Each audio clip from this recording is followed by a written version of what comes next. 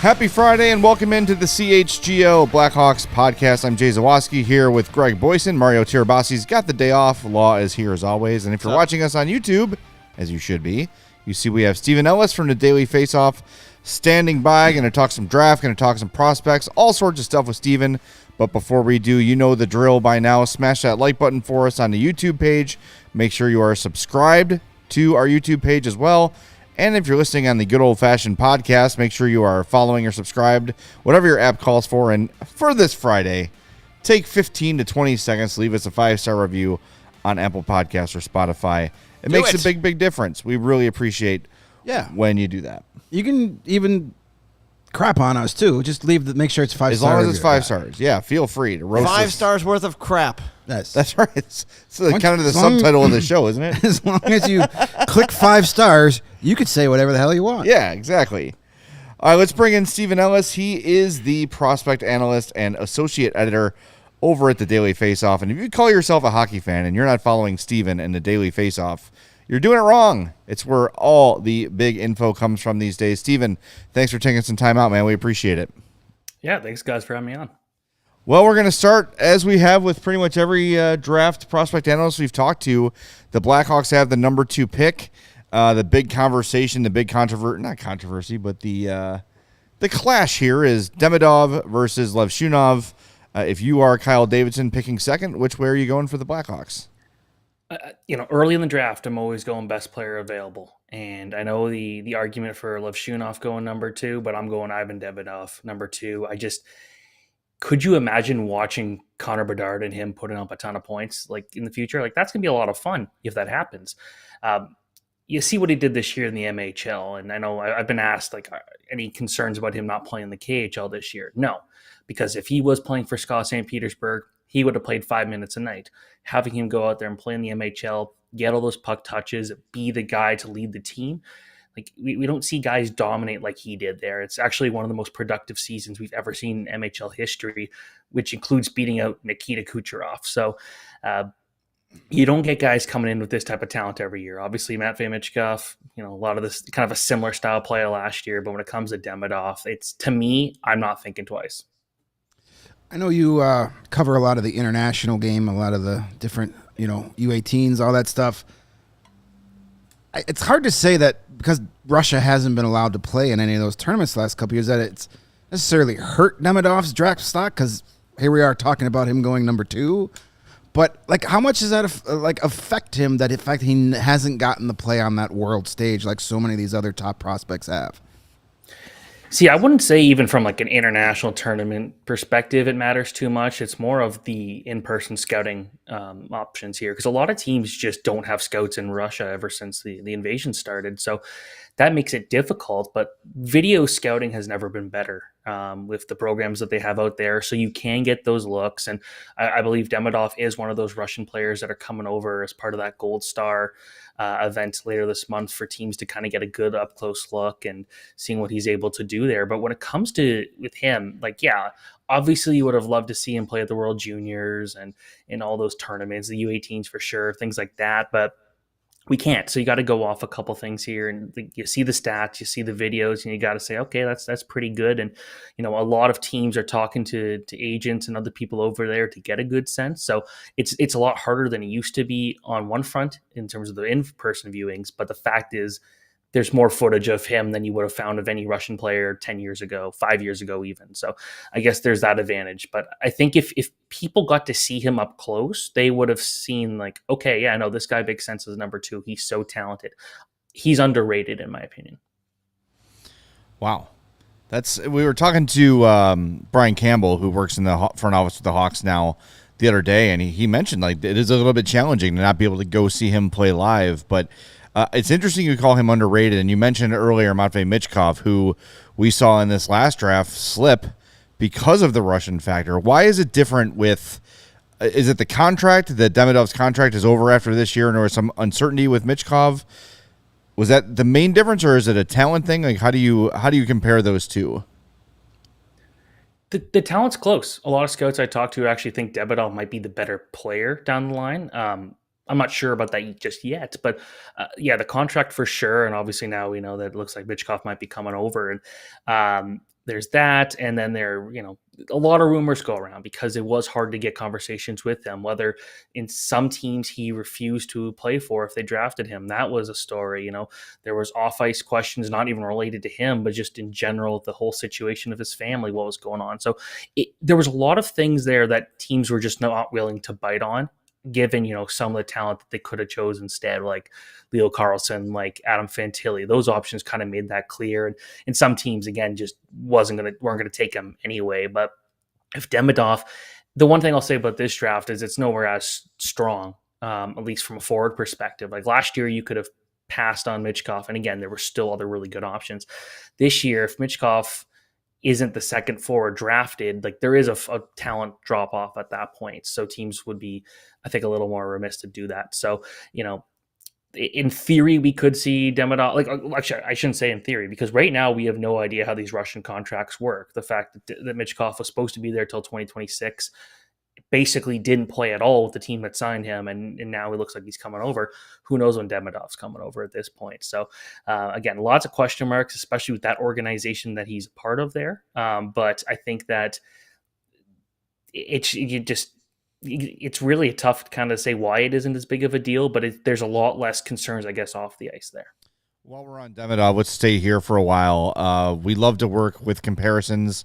Is there an NHL player currently that reminds you of Demidov? Because I think we see a lot of the highlights and they're all very spectacular and high flying and exciting and jaw dropping. But what kind of package does he bring into the NHL if he's the pick? I think from a skill perspective, you do see a bit of maybe Johnny Gaudreau, a bit of Kucherov. You kind of see some of those skill elements. I don't know if he's going to be better than either of those two. Obviously, Kucherov has kind of set this big standard, but when you get the puck, things happen. And he's not, Connor Bedard is in his own class in the way that he moves the puck. But in terms of pure skill in this draft, Demidov, I think, is the top guy available.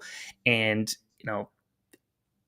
we're talking Michkov level maybe from last year in terms of just what he's able to do there. So I've been high on him for a long time. I've had him pretty much number 2 since I want to say October, when just kind of watching him play in the KHL preseason and playing with Russia a little bit international competition. I guess local international competition doesn't really count, but watch him do that. You don't see a guy that controls a puck like that often, and that's what excites me.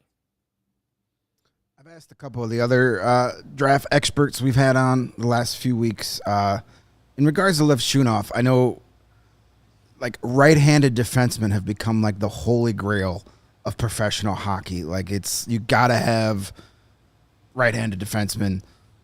If Lev Shunov is left-handed, is he still considered as high as he is right now?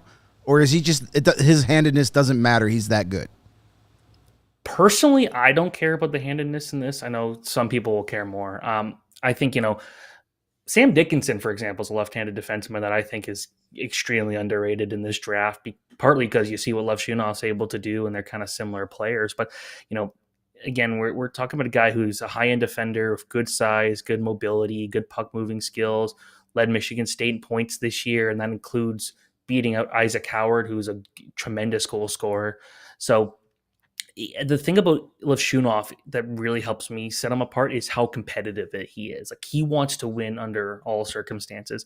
And, credit to him also, like going from Belarus a couple of years ago, playing in, the USHL, a totally new, unfamiliar situation for him out of COVID. And then he's going out there and he's the number 1 defenseman on a competitive college team the year after. Like, that's a lot of change for a young kid. And he stood the test of time there each time. And part of that is his mental fortitude. I think he's one of the just, mentally strong players you're going to find in this draft. Nothing bothers him.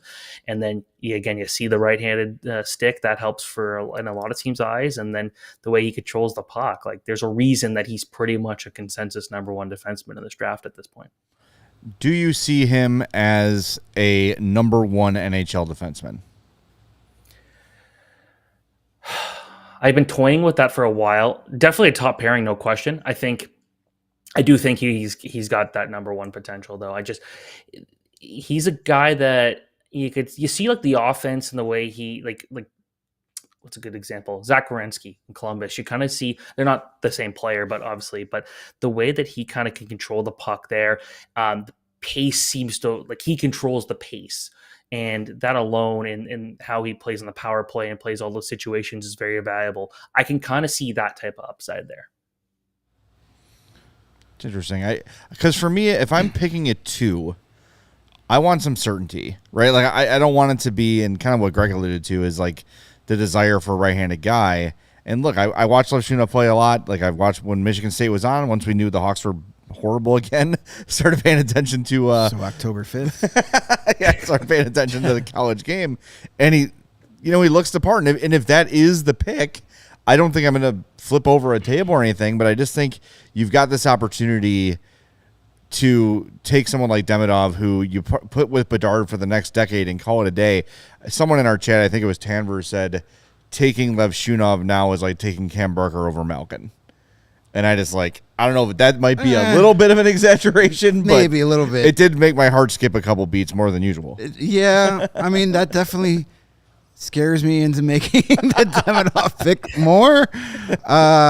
But I think Levshunov is slightly better than Cam Barker, even at that point of their careers, I think. But that's just bad. It's a shudder down your spine, right? Yeah, well, the Hawks recently made some news by moving up from 20 to 18, making a trade with the Islanders, something you usually see on draft night, but they get it done early, and of course that got the speculation train rolling. But likely they're picking at 18. What are some of the best options you see there still being on the board? Say they take Demidov, and they want to get a defenseman at 18, preferably right-handed. Who would be the best options left? That's the thing. Right-handed defenseman, it's not a surplus in this draft. Adam Juracek would be one of those options there. He did miss most of the season, though, due to an injury, so there's a lot of risk there. I guess the two players in general I kind of circled as the guys I thought Chicago might pick by moving up is Michael Hague. And being a Chicago Steel player, like they got a good view of him, and I think the world of him. That's a guy who had to kind of like, in a slightly different sense, but kind of like Frankie Nazar kind of missed his draft plus one season and had to play catch up. Well, Michael Hague had to do that this year in his draft year because he missed most of last year with an injury. But he can shoot, he gets feisty, he's had to deal some tragedy in his life with some family members passing away, and it hasn't slowed him down. He continues to just stay strong, and scouts commend him for that. So they scouts love him. Like, let's just put it clear. Like, scouts love Michael Hague. But the other guy, if you want to go back on the blue line, that I'd be keeping an eye out is Stian Solberg, a left-handed defenseman out of Norway. And if you saw the World Championship, he was Norway's best defenseman by a mile. And he's 18 years old. 6'2" guy, 201 pounds, maybe not a top pairing defenseman, but you can put him on your second pairing. He's going to be a pain in the ass to play against because he's going to shove every single player that comes near him. He does take some dumb penalties from time to time, but again, we're looking at someone where maybe not a lot of scoring upside, but defensively, he's one of the better defensemen in this draft. He makes himself so difficult to play against. So those are kind of the two names I'm really kind of looking at here and saying those would make sense. I like that you mentioned Hague, because that's the guy. Yep. I've kind of Demidov and Hague in the first round is kind of my best case scenario. I'd be very happy with that. I know one of the names that we hear a lot defensively is EJ Emery. Do you think he's still there at 18, or they may have to move up a little further to get him? He's definitely in the conversation there. I think he should go a little higher. Like, I have him at number 17, so right before Chicago would pick, obviously. But I've been riding the EJ Emery train for a long time. I just a guy that's built like the way he is, 6'3", and I've talked to a lot of 6'3" players, but this guy doesn't feel like he's 6'3". He feels like he's a brick, and he's massive, and or I guess a boulder would be a better comparison. But I voted for him to win the top defenseman at the U18 World Championship, and it was his defense partner Cole Hudson that did it. And part of that was Hudson went out there and put up all the points, but Emery was just rock solid every game. There was no off game, and that was kind of the trend for most of the season. Like, he only scored one goal all year, and it was in an exhibition showcase game. Didn't score any other time, so obviously that's not a huge thing. But from talking to him, that is something he's trying to improve.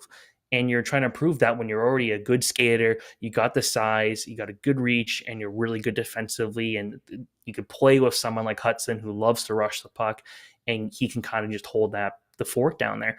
That's valuable. So he also, like, his family full of athletes. His dad played in the Canadian Football League, Eric Emery, and then EJ himself was like a track runner in high school, and he claims he lost once in his entire time there. So you can see it, though, the way he's kind of got that stride. He moves really well. So if he's available, 100%. I just don't know if he will be available. We got a $2 super chat from Brian, who wants to know, how does Michael Hague compare to Andrew Shaw? Not very well. Not at all, I will say. Yeah, not the same type of player. He's bigger. He plays center. Much more offensive potential there than Andrew Shaw. And I know Andrew Shaw is a beloved player here in Chicago, but sorry, at number 18, I want to shoot higher than Andrew Shaw.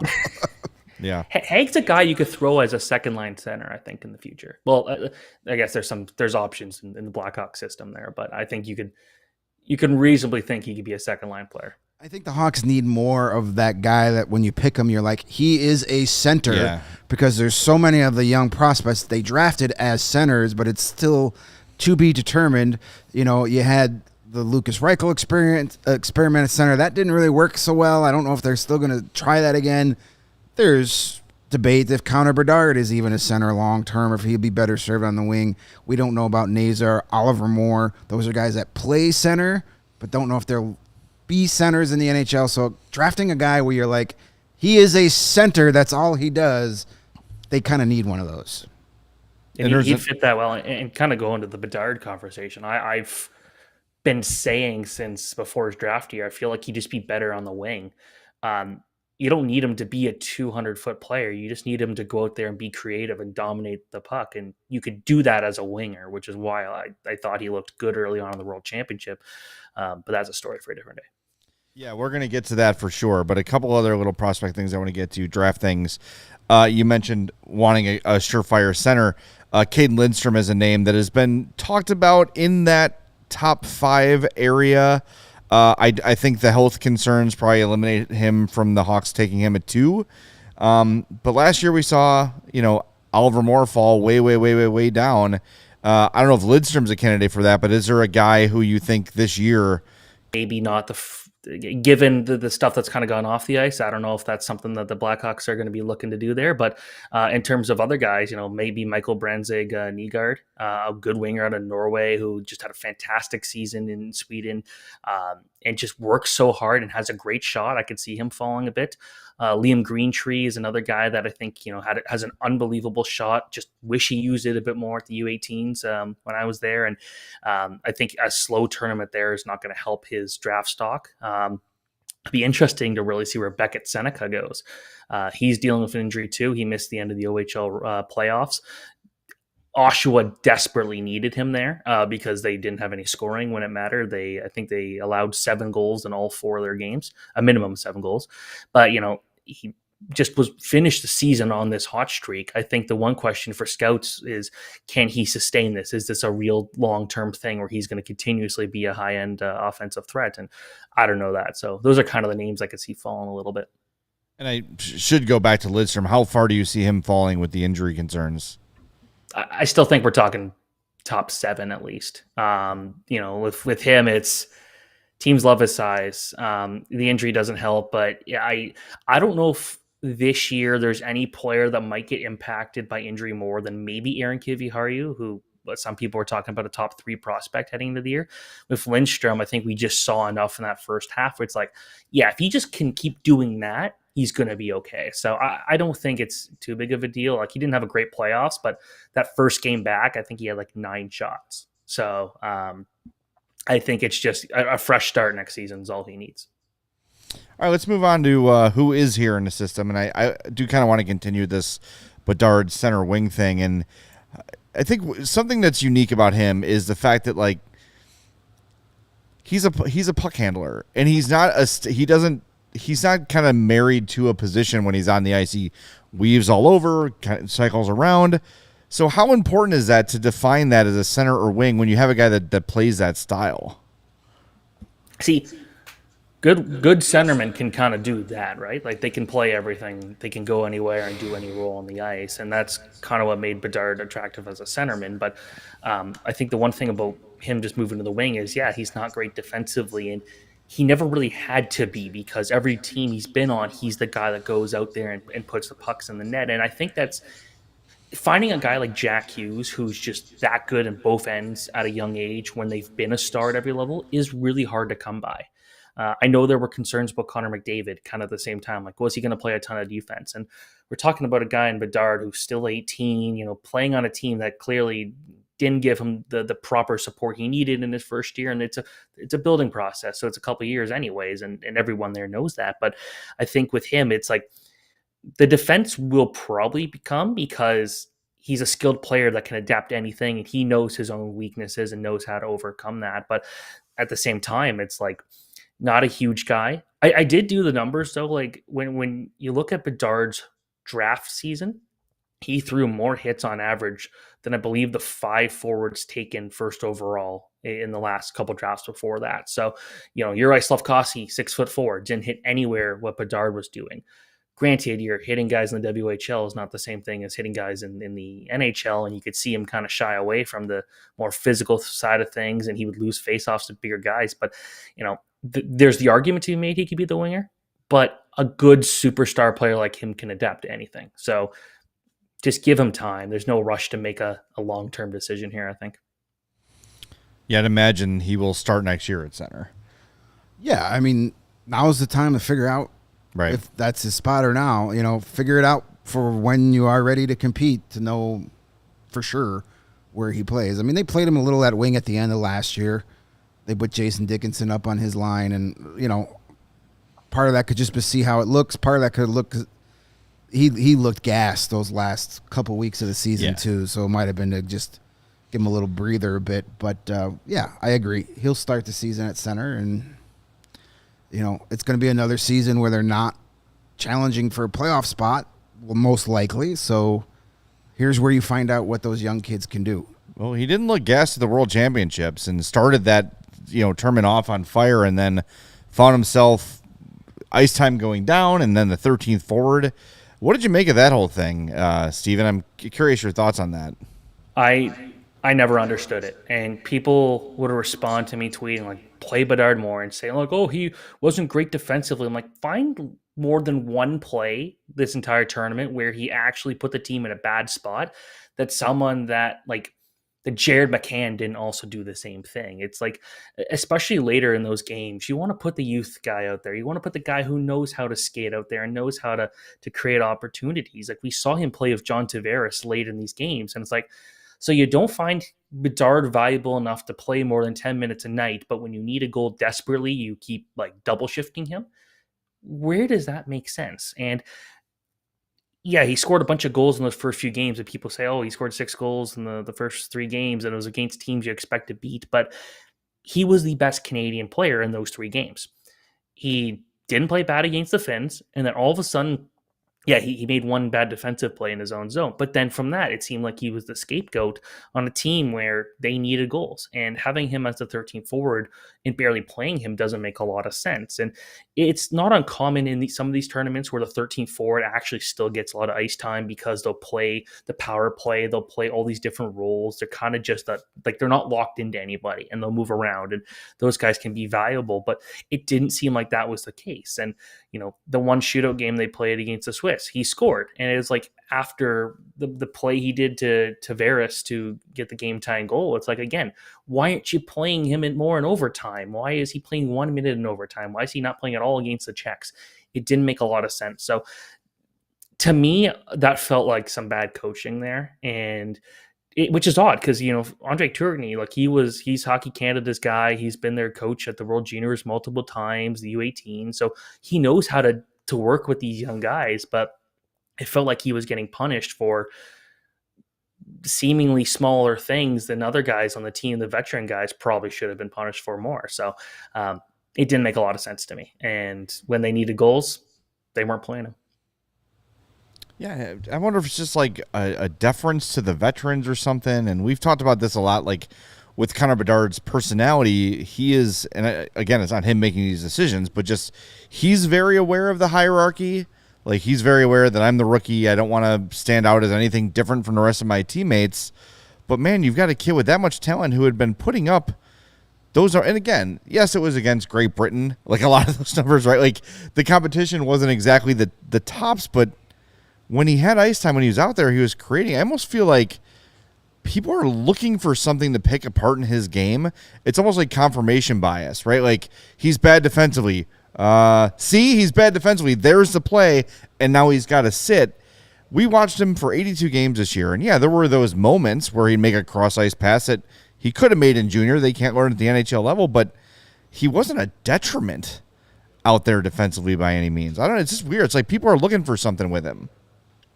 When I asked for examples of what made him bad and made him like become the 13th forward, like no one really gave anything. That's the thing. Like I watched him very closely, and he's 18 years old. The young guys were not going to play. And when you compare to like Will Smith, who was playing like similar numbers for the Americans, he wasn't doing a whole lot out there. He was there more for the experience. Then you look at Bedard, who was still creating opportunities. And again, maybe Nick Paul and Jared McCann doesn't exactly give him the line mates you really hope for. Like I was saying for the longest time, it's if it wasn't for Dubois also having a good tournament with John Tavares, like you could have thrown Dubois off the line and you could have put Bedard there, but those guys worked well. So I think, without a proper good centerman to play with, he was kind of having to do a lot on his own. Now his chemistry with Nick Paul was evident, but again, Nick Paul's not pushing the needle the way that, someone like Bedard would. And I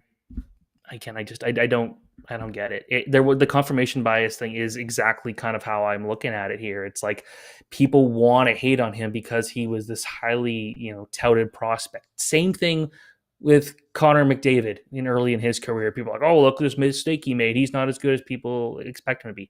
Connor Bedard's going to be one of the best players in the NHL. No question about it.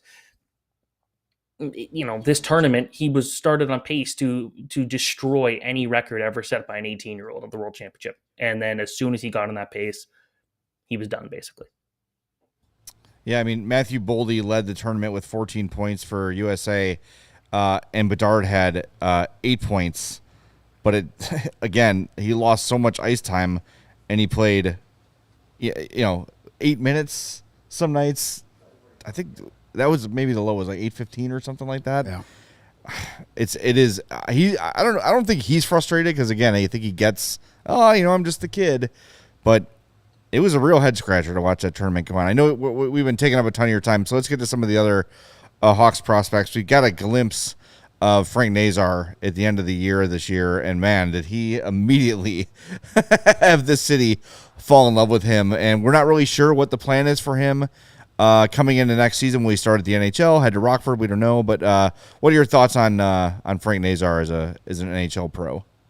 The one thing that stood out to me was watching him at the World Junior Summer Showcase. And it looked like he had a chip on his shoulder there, having missed most of the year and having to play a bit of catch up. And then I asked him, like, how difficult is it in your draft plus 1 year, having to then get thrust into, getting an injury and then get thrust into the thing late and trying to find a role? And he's like, yeah, it was pretty hard, and he was hoping to use that tournament kind of as an opportunity to go out there and really show what he could do. And, for a confidence builder, he was one of the best players in that entire tournament. And then you saw him go and play in Michigan, a team that just, that was, saw a lot of its star players turn pro. So they needed a big season from Nazar, who you saw the speed he was able to put in, the skill, and then that World Juniors, you saw how, like, for a guy who knows how to score goals, he couldn't score goals, but he was setting everybody else up, and it was working perfectly. So I'm really high on Nazar. Not a big guy, so I'm not totally sure how his role is going to really evolve with the Blackhawks, but or if he's going to be a center or if he'll be on the wing. I could see him get some time there. There's no reason to rush him. Again, kind of just going to the Blackhawks' long-term plans here. And I did write actually today. I was saying, like, I really hope the Blackhawks start spending some money to start getting some guys on that core. I don't know if that's what you guys feel they should be doing too, but you can afford to be patient with Nazar and get it right, because he still kind of did miss, one of the most important years of his development. Yeah, it seems like that's the plan, and probably not a massive, 8-year, $13 million cap hit kind of a deal, but some reinforcements, probably maybe those B tier free agents we were talking about, like a Teuvo Teravainen or Max Domi, Chris Tanev, somebody along those lines to come in and just make the roster better and more competitive. Because we talked about a lot this year, like, we get the rebuild, we understand the purpose of it, we're all on board with it, but you also don't want a culture of losing where guys just start to get used to being terrible and it doesn't phase them anymore. So I think they kind of owe it to Bedard and Korchinski and a lot of those guys to kind of, hey, let's help you out a little bit here. And before we wrap up, why don't we talk about Korchinski a little bit, who played the whole season aside from a little bit of time out when his dad passed away. What were your thoughts on his rookie year? I thought it was impressive. Like, I wasn't sure, to be honest, what type of role he was going to have this year. And I think the fact is that, again, kind of like Bedard, it was just this year, like, we're focused on the future here. We can afford to have you make mistakes. I did not see him becoming an NHL player this quickly. So to have the year he did, where, I thought again, anytime he would make mistakes or something wouldn't go right, he would learn from it. He would get better. And you saw the improvement. And again, I don't know if this is what you guys saw necessarily, but like in the second half of the season, you could kind of tell there was the grind of playing 70 plus games for the first time in his career. But I feel like he's got the conditioning to make it work. I think he's got, a really good hockey IQ. He's figured out how to use his speed a bit more, how to move a little better there. So to me, I'm happy with it. It's still going to be a long process there, but I'm glad they got him into the games this year where he can be thrown to the wolves, but not penalized if things went wrong. And that's what I like to see. Yeah. Agreed. Yeah, I think him and Bedard at the end of the year were like, okay, that's a lot of hockey. It's totally understandable. All right, Steven, we appreciate your time, man. You gave us way more than we asked you to, so thank you so much for that. Make sure you're following Steven on Twitter at @SEllisHockey. He's at the Daily Faceoff all the time. We appreciate it, man. Thank you. Yeah, you guys do a great job, so thanks so much. All right, appreciate that, Steven. Thanks. We'll catch up after the draft again, or maybe even run into you in Vegas if you're going. I am, and I can't wait. All right. We'll see you at the Sphere then. All right. Take care, man. That is Steven Ellis from the Daily Faceoff. Good stuff from him. Of course, he was great. A lot of good stuff there. Hope you enjoyed it. If you did, share it with a friend. We'd appreciate that. And while you're here, maybe smash that like button for us. We're not having the math is not mathing on our end. We got a lot of viewers, not a lot of likes. So please smash that like button. And while you do, we're going to remind you that Prize Picks, we love it, because it's America's #1 fantasy sports app with more than 5 million members. That's a lot of members. It is the most fun and exciting way to get in on the action and watch your favorite sports and players. You just pick more or less on 2 or more player stats for a shot to win up to 100 times your cash. And if you're looking for promotions, Prize Picks has you covered every week, from lowering select player stat projections on Tuesdays, which increases your chance of getting a win, to getting your entry fees back if you have a losing lineup on Fridays. Hey, that's today. Woo! Check it out. When did they start that? And starting in June. They owe me money. I know, right? Starting in June, that's tomorrow, there's always action on Prize Picks, and this is the perfect time to try something out new as basketball is winding down. Make sure to try out esports this month, because every Wednesday and Saturday in June, if your lineup doesn't win, you get your entry fee back. Choose from Counter-Strike 2, Call of Duty, League of Legends, and more. We love it. Check it out. You're going to love Prize Picks. Download the app today. Use code CHGO for a first deposit match up to $100. That's code CHGO for a first deposit match up to $100. Prize Picks. Pick more, pick less. It's that easy. It is that easy. It's also grilling season out there, folks. Hell yeah, it is. So get your pork. People who are active need more. Yeah, that too. People who are active need more protein than the average American. In fact, the Academy of Nutrition and Dietitians of Canada and America College Sports Medicine, that's a mouthful, recommend 1.2 to 2 grams of protein per kilogram of body weight per day for athletes. So that doesn't apply to me. 1 3-ounce serving of pork provides 23 grams of high-quality protein that can help active individuals build and preserve muscle. The International Society of Sports Nutrition recommends that people who are involved in a general fitness program or who are interested in optimizing their health eat low-fat, high-quality sources of protein that include lean cuts of pork. So elevate your protein game with lean pork, a powerhouse of natural goodness. Pork it up. Savor the flavor, savor the gains, and celebrate any occasion by enjoying the best pork produced by Illinois pig farmers.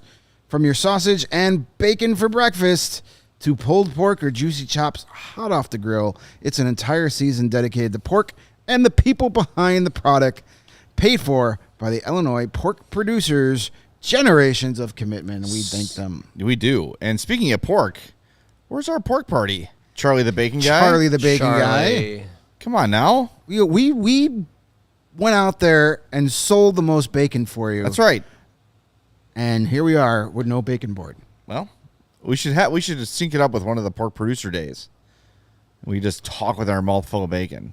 That's more of a pork consumer day. They're all every day is a pork consumer day. I want to thank Brian for the $20 super chat. Brian says, love the channel. Super excited to become a diehard.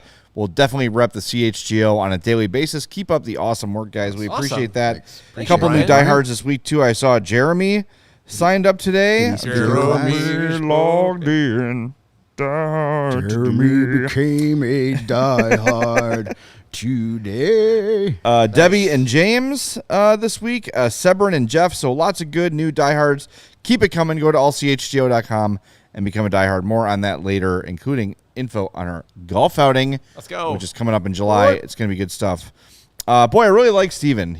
I like his real cerebral in his analysis, and the more of these people we talk to, the more we read, it really feels like Demidov's the guy. I'm at the point now where it effing better be.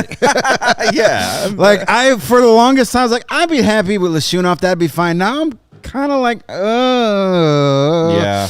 I don't want to get angry with a really good high-end right-handed defenseman, but talking to all these people might make me angry if they don't pick him. Yeah, and look, like Brian Campbell, it was kind of a throwaway line a little bit when we talked to him, but it was still, we haven't had good eyes on him yet, but I think they know what they're getting. They know what they're getting. They've seen all the video that's out there. I am sure they have, while they don't have an actual team-employed scout in Russia, they have, if Scott Powers can talk to a Russian scout, yes, the Blackhawks could. Right. They're probably talking to the same guy. And keep in mind, too, when you compare just the organization in general to other NHL organizations, the Hawks have more scouting staff, more market. They just have a budget that other teams don't have.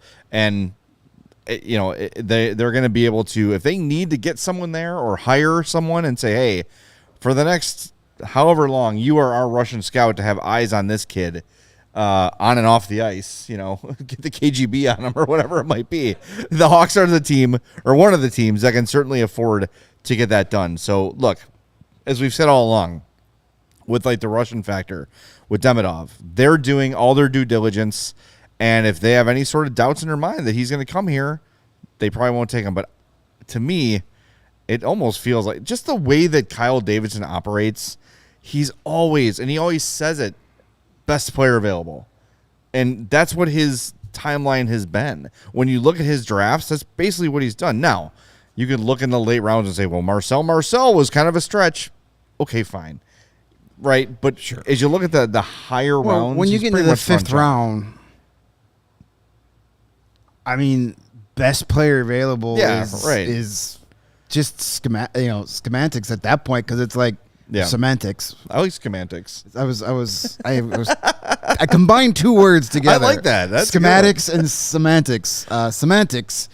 I mean, at that point, you just take probably the guy that you've seen the most, maybe? I don't know. But, yeah, best player available at number 2, it's Demidov from everybody we've talked to. That way. I think Pronman was the only one who took Levshunov in there when him and Wheeler did the back and forth draft. And Wheeler told us when we had Scott Wheeler on, they're like, well, if I was in charge of that, if I had the Blackhawks pick, I would have taken Demidov. And I know we've seen some chatter, today's chat, past chats, where we say, give Bedard his running mate, his dynamic duo, and people are like, well, I don't know if they can be on the same line together. They both we don't mean necessarily they have to play on the same line. Right. Like Crosby and Malkin weren't always on the same line. Kane and Taves were rarely on the same line. Exactly. Like we just mean you have that 1-2 punch. Ideally, you would love to play them on separate lines if you have them, because then you have two lines that opposing teams have to be aware of and make sure. So that means your bottom 6 are going to get that third pairing all night long, and they can start bum slaying. And I will say this too before we get to the conference finals: the more I hear about Michael Haig, the more I do have to figure out. Oh shit! I forgot to ask about Mario's guy. Oh yeah, we did. Damn it! Sorry, we talked about it before the show and then we blew it. So we'll have to have Steven on again when Mario. Sorry, Mario. He wanted to ask about Diego Budazzoni, and off the air, Steven said 5th round pick. So we did ask. We did ask, not on the show. Anyway. Oh, yeah. Hey, we've got to figure out, though, is it Haig? Hage? Haig?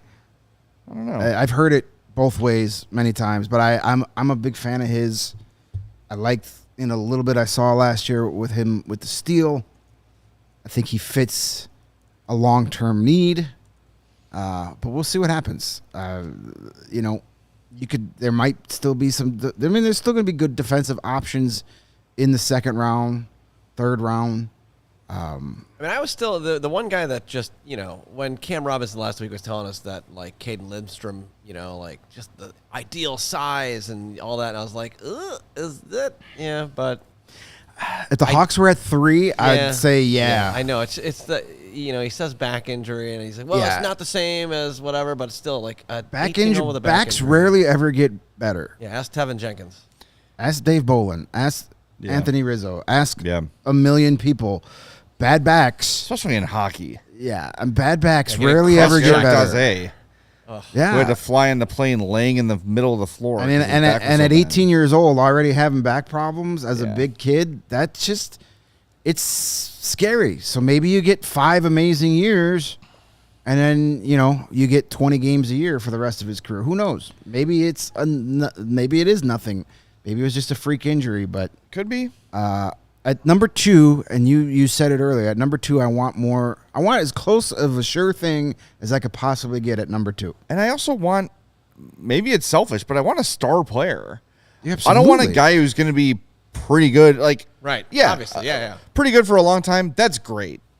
That's cool too. That's the 18th pick, right? Yes, but exactly. we didn't. At 2, I want a stud. We didn't go through all that crap last year to get an an average NHL player for 14 years. No, I want a damn difference maker. Yes, exactly. And I think based on everything we've heard, Demidov is that guy. And look, maybe Levshunov's that guy, and we asked Steven about it, and he's like, he's at least a top pair guy probably. I'm sorry, I need to know it's more than that. And again, if Levshunov's the pick, I'm not gonna be pissed about it, but I would be lying if I wouldn't be a little bit disappointed. Yeah, it's if Levshunov is as good as they say he is, and he's going to be, him and Vlasic or him and Korchinski are your top pairing for the next 12 years. That's great. You do need that. But at the moment, I'm going to be like, and then all I'm going to do for the rest of those 2 careers is sit there and go, oh, yeah, Levshunov was a -2 last night. Well, Demidov had a goal and 2 assists. All of a sudden, we're mad about plus minus. Yeah. Or we're just going to be like, hey, Levshunov is we're in year 3, and he's still the 5th defenseman. And meanwhile, Demidov is in his 2nd All-Star game. What are we doing here? Yeah. Like, I don't want to do that. No, I agree. Kyle, that's the pick. That is. Do it. Take the rest of the summer off. Buddy. We got it. Yeah. You're good. Yeah, come hang out here and do some Yeah, podcasts. we got chairs. We're ready for you. He's got some acting chops. We could do some Yeah. fun social stuff with him. I was gonna say We could turn Kyle from Chicago into like a weekly series. All right, if he's listening, let's turn. He's got to turn it off. He's But listening. If we have him on, we all have to dress like Kyle from Chicago that day. Red shirt, backwards hat. I can do Sold. that. I can do that. But we can't mention it. Oops. We just have to see if he picks up on it. Well, if he's listening, He's he not. just ruined it. I'm sure his people are informing him. At do. 45:38, Zawaski said he's going to dress like you if you're ever on the show. They do Thank you. listen. We know that. They listen. We know they listen, and we appreciate it. We love you Yes. most of the time. Hit the like button, please. Yeah, hit that like button. Get all those Blackhawks employees, all those at blackhawks.com YouTube accounts. Hit that like button for us. Get us a better press box seat next year. Yeah. Stop sticking Get us those next. wires out from under there. What are they there for? Stop sticking us next to one particular person. I love Les Grobstein, but he passed away. We no longer need the Well, actual phone. His son's there now. Reincarnate. Another super chat from Brian, who is Nicholas Moriano's long-lost brother. He says, what's the difference between drafting back in the day, bust late round studs, and now... sorry, I read from the chat, where it's not top... I'm sorry, let me start over. Brian says, what's the difference between drafting back in the day, bust late round studs, and now where if you're not top 2, you're worried, if that makes sense? Well, I think now you have a lot more... So much more information. There's a lot available. more info. Yeah, and I think... You're not relying on a cigar-smoking guy to send you a typed report from Sudbury to tell you about what this guy is. You could actually just sit in your office all day and watch it yourself. I love that scene from Moneyball, where all the old scouts are there like, well... He's got an ugly girlfriend, which means he doesn't have any self-esteem, and he can't, like, oh, my God. That's how it used to be. It was you would just trust the eye of some old hockey curmudgeon and go with it. Now with so much more info, I think for general managers and scouts, there's less of an excuse to get it wrong, if that makes sense, right? Like, and I think that's probably why we are seeing fewer busts early. Yeah. Like, don't you think generally you have like the guys who have been picked in the top 5 over the last few You years? still have a few of them, just not as many. But I think, yeah, but like coming into this year, Lafreniere would have been called a bust, and now he's figured it out. Right? Like it just takes guys develop at different rates. You could have a major bust in Shane Wright if he doesn't figure it out in another year or two. But see, that almost feels to me like mismanagement. Yes and no, but he was a guy that for 2 years we heard was a surefire first overall pick, and he went 4th. And that kind of started the whole... And Seattle is taking their time with him, but, you know, I don't know. That's a guy that I think needs to start producing soon, or he's going to get that label. Like Lafreniere was getting this year, or heading into this year. I was one of those guys that said, I mean, he still is not, and he's been a lot better this year. Amazing what happens when you have a coach that plays him a top 6 talent with top 6 talent. Weird. I still don't think he's worthy of that number 1 overall pick. But time may tell. Yep. All right, we got to hit the break zone again. When we come back, we're still here. We're not going anywhere. But after the break zone, we're going to talk about the conference finals because we haven't really had a chance to do that. No, and they've been, It's been a busy week. damn good. Yep. Hey, this May. Yes. So for the next 9 hours or so, our number 1 draft pick for all things Chryslers, Dodges, Jeeps, and Ramses has got to be Ray Chrysler, Dodge, Jeep, and Ram in Fox Lake. And right now, it's the season, which means not only is May the time to find your next vehicle, but you could score huge savings, too. For a limited time, lease a new 2024 Ram 1500 Bighorn Crew Cab for only $419 a month. Everybody loves a Bighorn. I don't care what they say. Big Ram. Shop over 125 vehicles priced over or under $20,000. Under $20,000. Let the amazing team at Ray, Chrysler, Dodge, Jeep, and Ram help you land the perfect vehicle at the perfect price, because at Ray's Price Promise, the numbers you're hearing now are the same prices you can expect to shop in-store and online. That's because Ray's Price Promise means no price changing, no add-ons, no hidden fees, no shenanigans. Since they prioritize affordability to their customers, hurry in the Ray, Chrysler, Dodge, Jeep, and Ram today, right now, as soon as the show's over, and shop one of Chicago's area's largest inventories, then drive home with more money in your pocket than you'd expect. So if you're in the market for a new vehicle, then you have to check out the team at Ray, Chrysler, Dodge, Jeep, and Ram. Because they're the only team we recommend. Visit them today on Route 12 in Fox Lake for more information. Click on raycdjr.com, serving the community since 1963.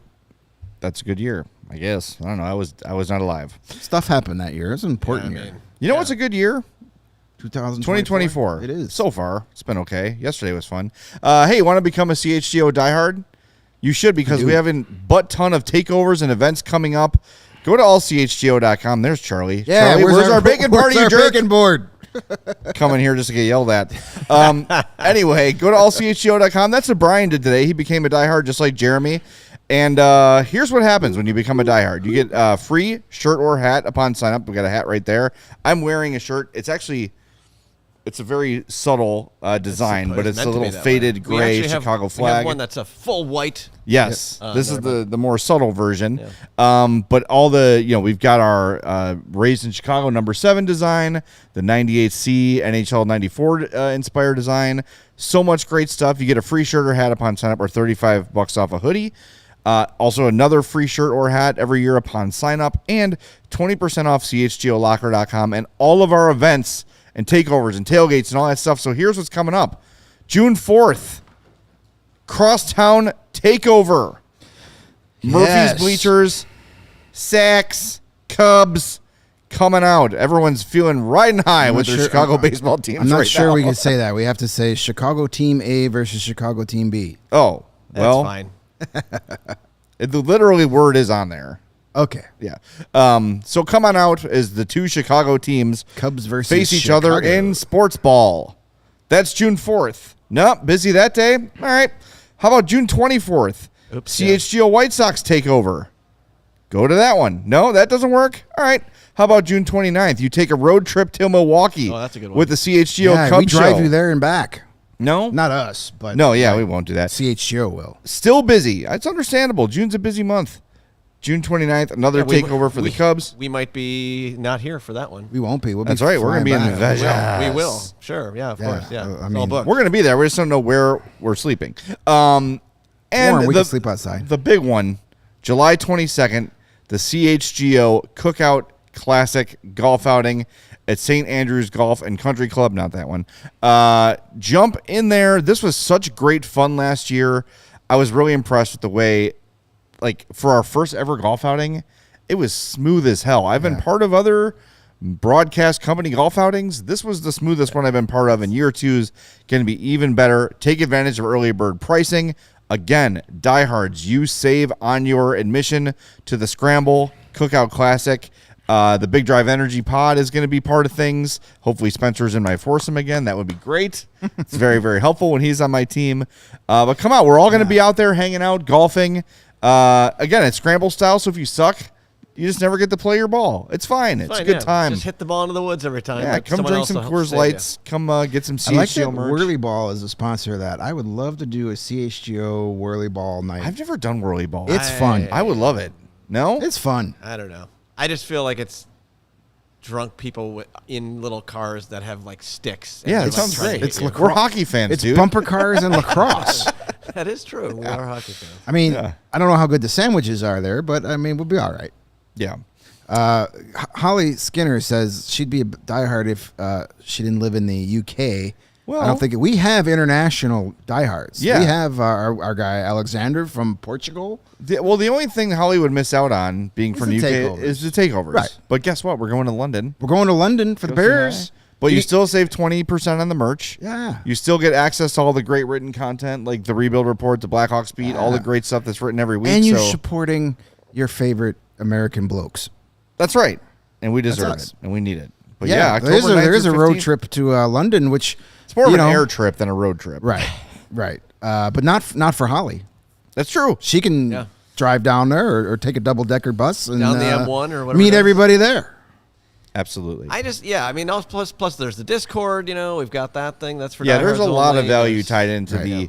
I'll say this: the Die Hard program is what you make it. Exactly. Like there's so much. It's what we were talking about my Apple And Watch. we're not going. don't get enough We're out not of it. going You don't off do the it. air until you become a diehard. This Holly. Yeah, So, Holly. come on.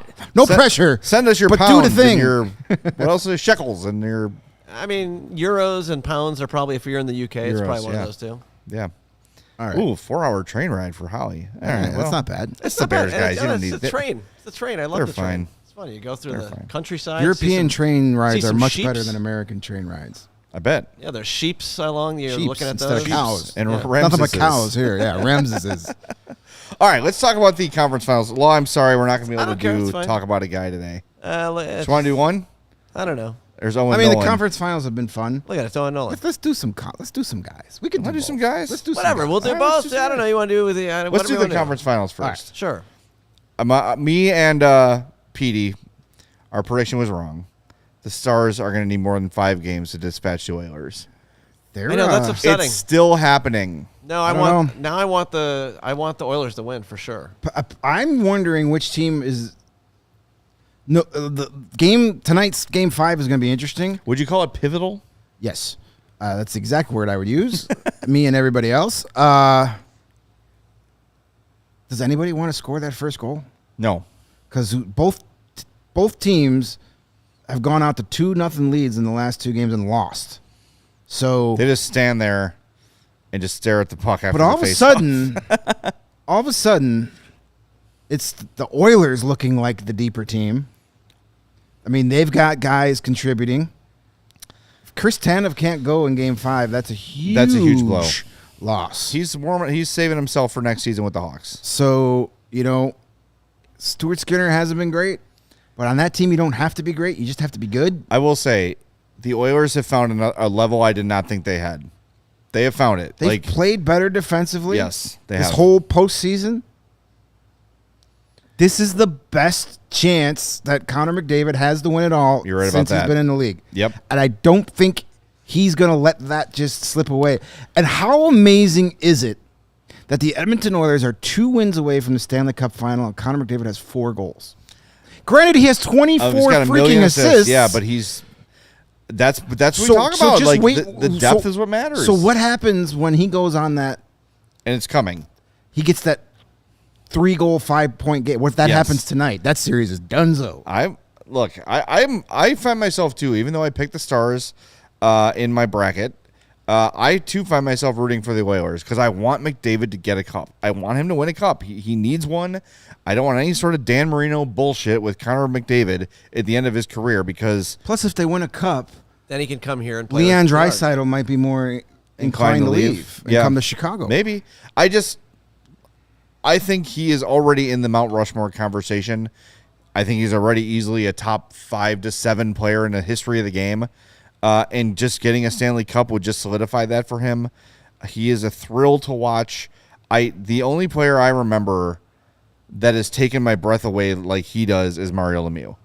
And if you were ever at a Hawks game where they played Mario Lemieux, you knew for those 60 seconds that 66 was on the ice, you held your breath the entire time. That's what it is with McDavid. Absolutely. And He gets I that call puck. back to that series in Yeah. Vegas, the fake bubble playoff series? The bubble playoffs. Even though the Hawks beat the Oilers, Still don't know how they I did spent that entire series terrified about Connor McDavid. that. Well, I think everybody who's ever played Connor McDavid is that way. When he gets the puck, he's playing a different game than everybody Yes. else. The ease that he can get around players and just do what he wants is insane.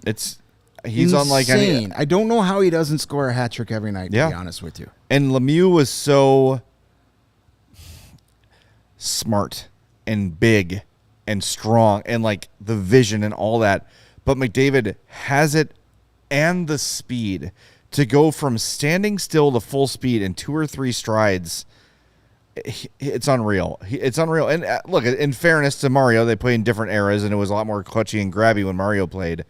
But I mean, I think when it's said and done, those are going to be the 3 guys talked about in hockey history. I always said Howell, McDavid, Gretzky, and Lemieux. Speaking of guys with bad backs and other health issues, I always said if Mario Lemieux had a healthy back and not cancer and was able to avoid all those other things, you'd have more of a debate with who was better, Gretzky or Lemieux. 100%. Because Mario was more of a complete player than Gretzky.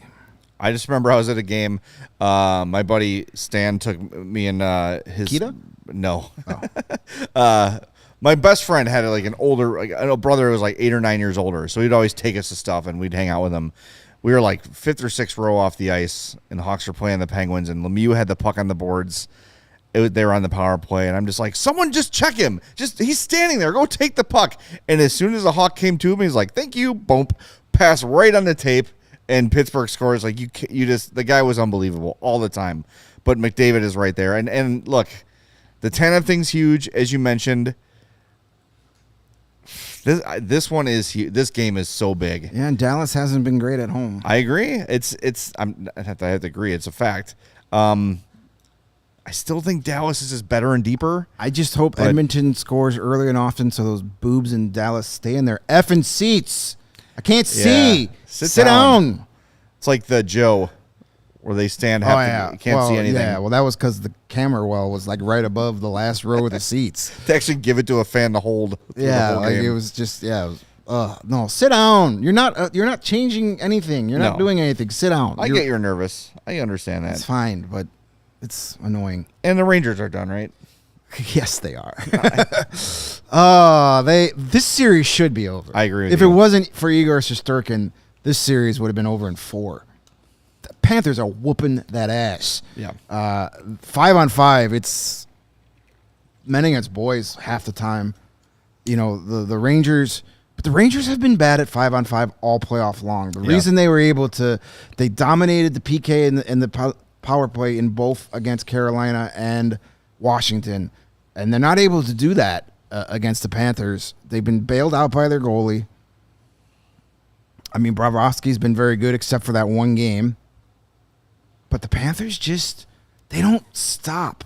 They never stop. They just keep coming at you, and they take a piece out of you with every shift. They beat you into submission, and they have taken away some of their best players. Artemi Panarin, he's got a couple assists in this series. He hasn't scored a goal in 7 games. Yeah. Everybody says he disappears in the playoffs.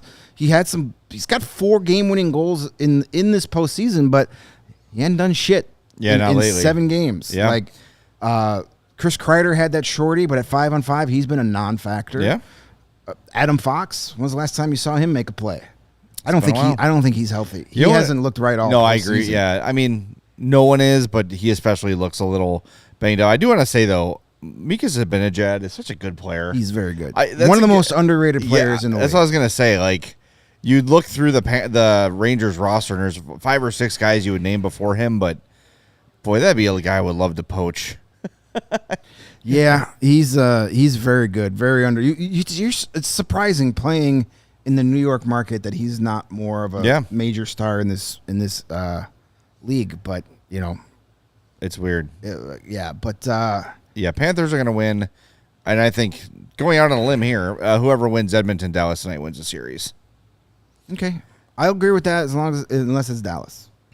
Okay, fair enough. One thing, by the way, I'm sticking with my Edmonton pick. When we talk about the Panthers and like their lack of readability, Paul Maurice has been so level-headed, so calm after every game, win or loss. So effing funny too. Matthew Tkachuk is just like out there smiling, talking smack, unbothered. Yeah, unbothered, and that's like that's like those intangibles. And like, yeah, Matthew Tkachuk is a great player. Don't get me wrong, but also like just him being the leader of that team and having that swagger and having that confidence that rubs off on guys.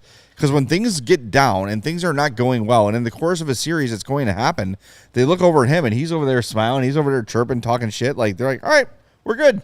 He's good. I'm good. Let's go. Let's keep going. It's like you remember Ron Simmons? Farouk, the professional wrestler. Yes. Damn. I once heard him say on a podcast, because, you know, back in the day in wrestling, practical jokes were played a lot on guys. Some funny, some downright disgusting.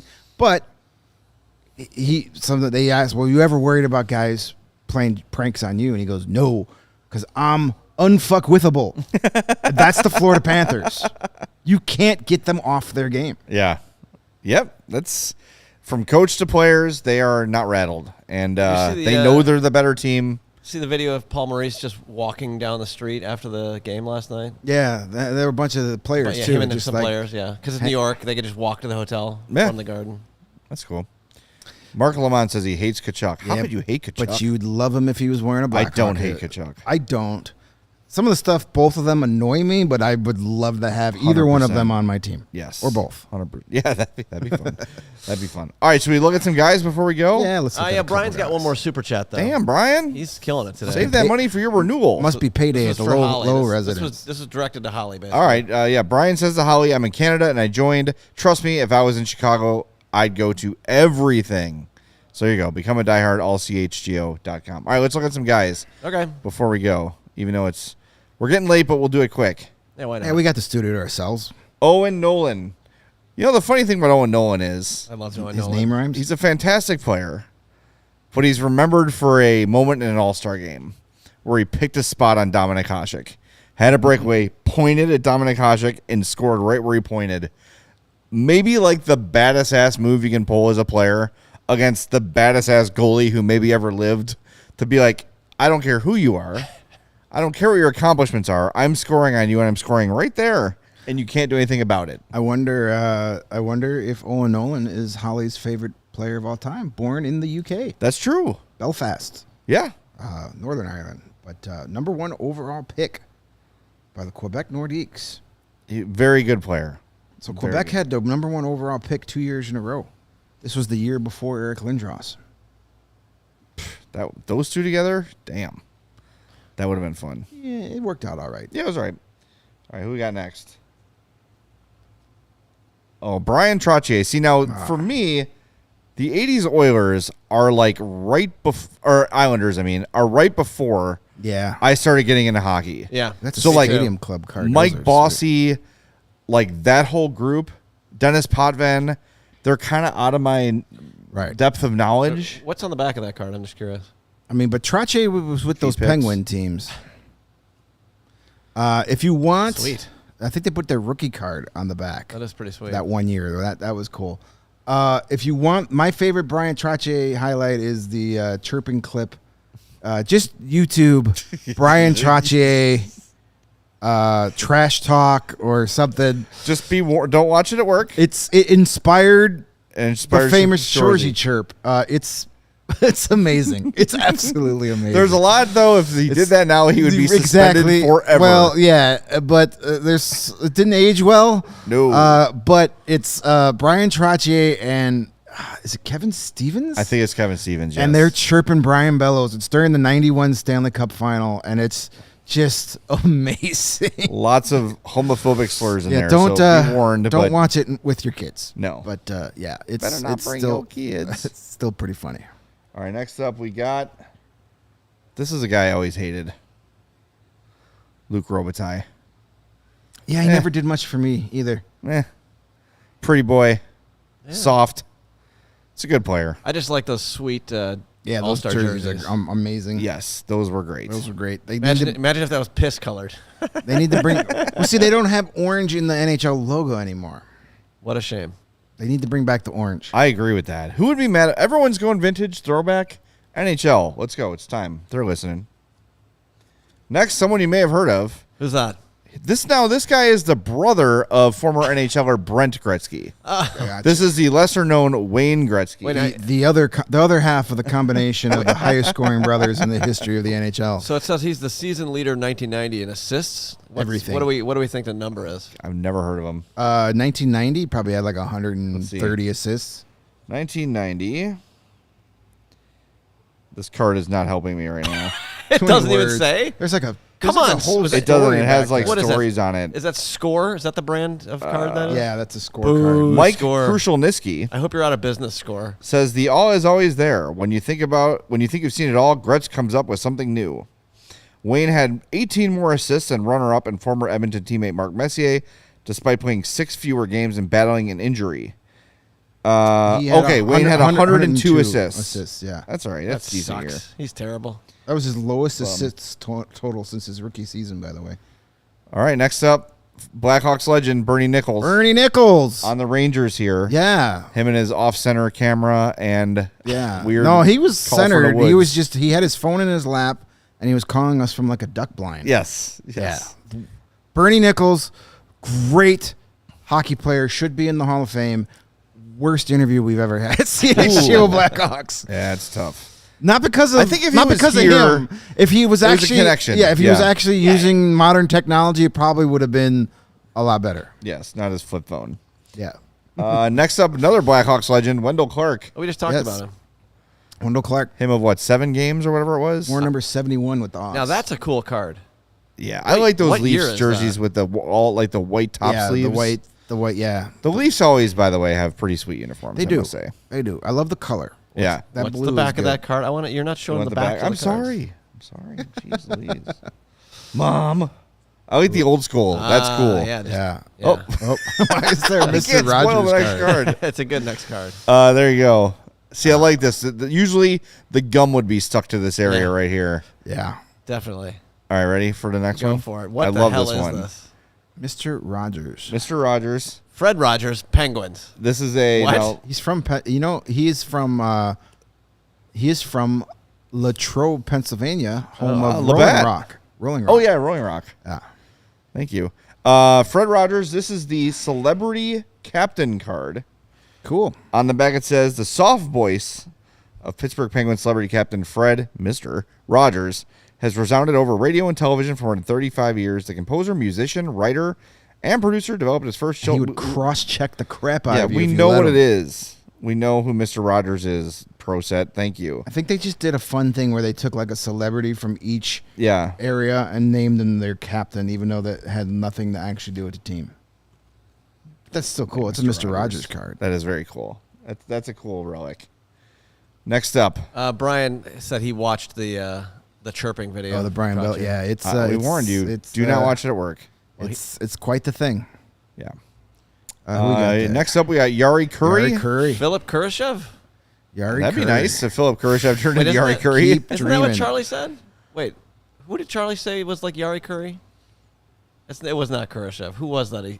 Charlie the Bang guy at some point was talking about Yari. He was comparing Yeah, I someone to remember. It was Yari a Curry, post-game show. He said somebody who was like reminds him of Yari Curry. We all laughed. and we were at like, him. slow down. because Who That was might it have been really? Philip Kurashev then. Get in the chat. yeah, Yari Curry was A amazing. European beneficiary of a better line mate. Yeah, I mean, but he went on and produced without Wayne Gretzky Yes, he too. did. So yeah, I mean, you got to be. I mean, dare you say Yari Curry underrated? And he's one of the probably top 20 players to ever play. Yeah, he's very good. All right, next. Another Blackhawks legend. What? Phil Housley. Housley, yeah. What Or is brand this a Phil Lesh hockey card? I can't tell. Yeah, Phil Housley had a short stint in Chicago. Is that Bowman? What kind of card is that? Bowman card, And yeah. I don't You mean get he Oda who should not be Jar. named. I mean the card brand. Yes, it is a Bowman. There you go.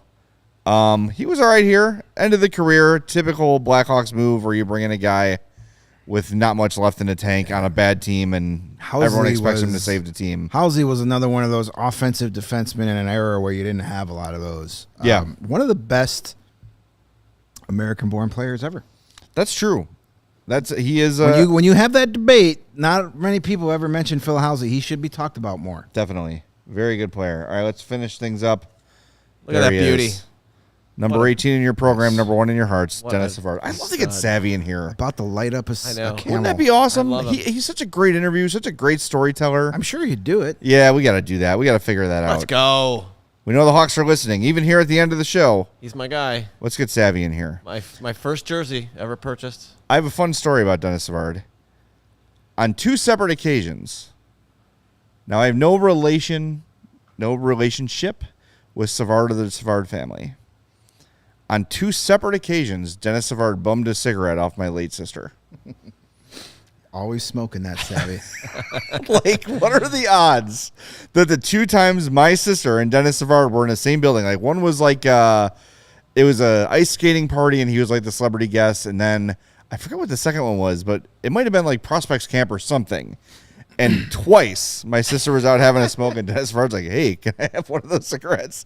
It happened twice. Oh man, It's awesome. I met Savvy many Different era. years ago he was the celebrity judge at a charity chili cook-off I was taking part in Nice. at the Cubby Bear. And the chili cook-off was at like 5 o'clock in the afternoon. And then one of my buddy's bands were playing that night at like 9, so we all stayed. And it was like we were leaving at like 12:30, and he was still there, just at the bar, being Dennis Savard. He's a hockey player from the 80s. He's got the stamina, I Hell promise yes. you that. Cubby Bear, I had a Bud Light on can't say that. That inferior beer exists. It on the sucks, glass but it exists. broadcast with Adam Burish. And whoever it was, if it's in the city, no one comes.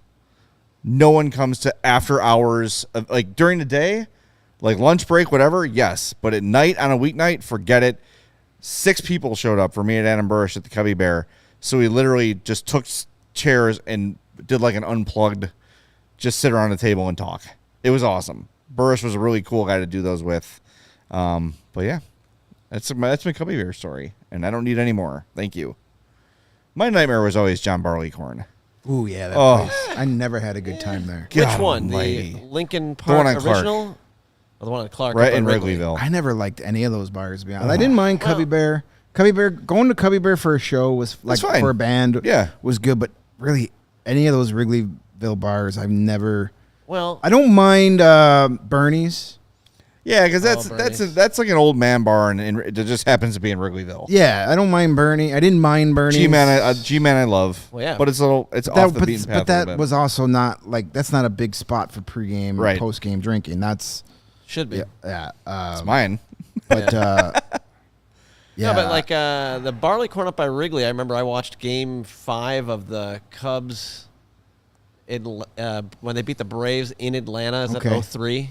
yeah, Okay. all In the three. playoffs? So you have a good memory tied So to like it. we went outside and like we're all that's when Yeah. everyone was like gathering on Clark and Addison there, and that was fun. I watched have that bad game college heartbreak tied to that place. I watched Okay. that game at Joe's on Weed Street. Our friends. Oh yeah. Anthony says, "Is Metro still there?" Hell yeah, Metro's Hell still yeah. there. Just it still is. there.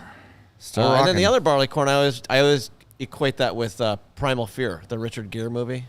Oh yeah. Oh yeah, Yeah, that's with right. Ed Norton. Yeah. And I have whoever the other lawyer was, the female lawyer, is that Laura Aaron Dern? Brockovich. No, it's I don't know if it's Laura Dern. Ally McBeal. Whoever it was, Ooh. the actress was like, she's like gets him on the phone. She's like, meet me at Barleycorn in 10 minutes, and like hangs up the phone, and they meet at Barleycorn, and there's a scene at Barleycorn. I would say no. Meet me somewhere else. What a movie!